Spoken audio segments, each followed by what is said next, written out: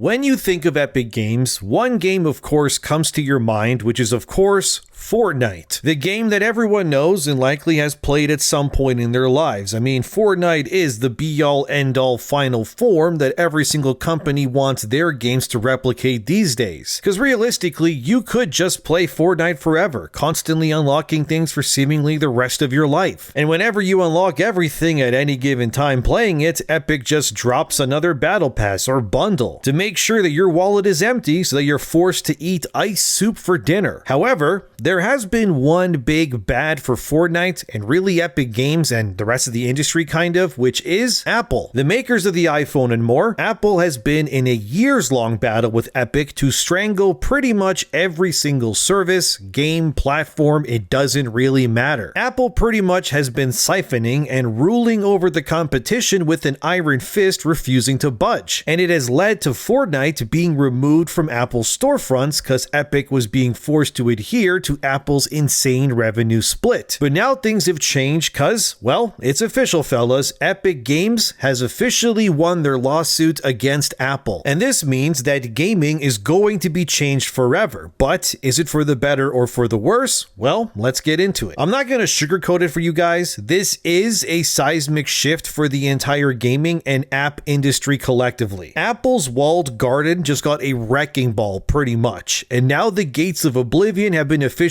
opened and Apple can do nothing but honestly just submit to it. So like I said, Epic Games, the masterminds behind Fortnite and Unreal Engine, have been duking it out with Apple since 2020. And it's all because Apple's App Store was acting like a medieval toll booth pretty much and charging developers a 30% Apple tax, as they call it, on every in-app purchase. And I mean everything. Which is, yes, I know, a lot of money. And Epic pretty much just told Apple to go F themselves, and then Epic pulled a stunt that got Fortnite pulled off the App Store officially. Then you fast forward to now and, well, boom, US District Judge Yvonne Gonzalez Rogers dropped the hammer. And it's finally over after 5 whole long years of duking it out in courts. Apple has been officially found guilty of willfully violating a 2021 court order. And now they can't charge commissions on third-party payment systems or block developers from linking to them outside of the Apple Store. It's pretty much game over for Apple at this point, and their whole medieval tax demands are now gone forever. So the cracks were showing earlier this month, even with this article titled, Apple asks US Appeals Court to pause ruling in Epic Games case. So the whole thing came down in San Francisco, where Apple pleaded to the judge, as seen here, that it will be irreparably harmed if the April 30th order is not put on hold while the iPhone maker's legal challenge is pending. In that push, Apple claimed that, as seen here, that this would remove the exercising control over core aspects of its business operations. Meaning, if Apple lost this case, their business and structure as a whole would take a massive hit. But as Judge Gonzalez Rogers states here, she ordered Apple to end several practices that she said were designed to circumvent the injunction. Apple's filing focused on 2 of them, including the court's ban on a new 27% fee Apple imposed on app developers when its customers complete an app purchase outside of the Apple Store. But Apple then decided to fire back, claiming, as it reads here, that the court can't force Apple to permanently give away free access to its products and services. Meaning Apple is obviously very, very angry that the court is now trying to limit them from getting their cut on, well, everything pretty much. Epic Games, however, counteracted Apple's pleas and claimed that, again, seen here, that this was Apple's last-ditch effort to block competition and extract massive junk fees at the expense of consumers and developers. So, pretty much what happened was that Apple thought they could sneak around the rules with a shady 27% fee on external payments and scare screens pretty much to spook users away from using third-party links. Because if you weren't aware of this, a lot of apps and games, not just Fortnite, we're talking Spotify and more even, were pretty much all using out-of-app links to steer users outside of Apple's ecosystem so that they would not have to pay Apple their tax toll that was,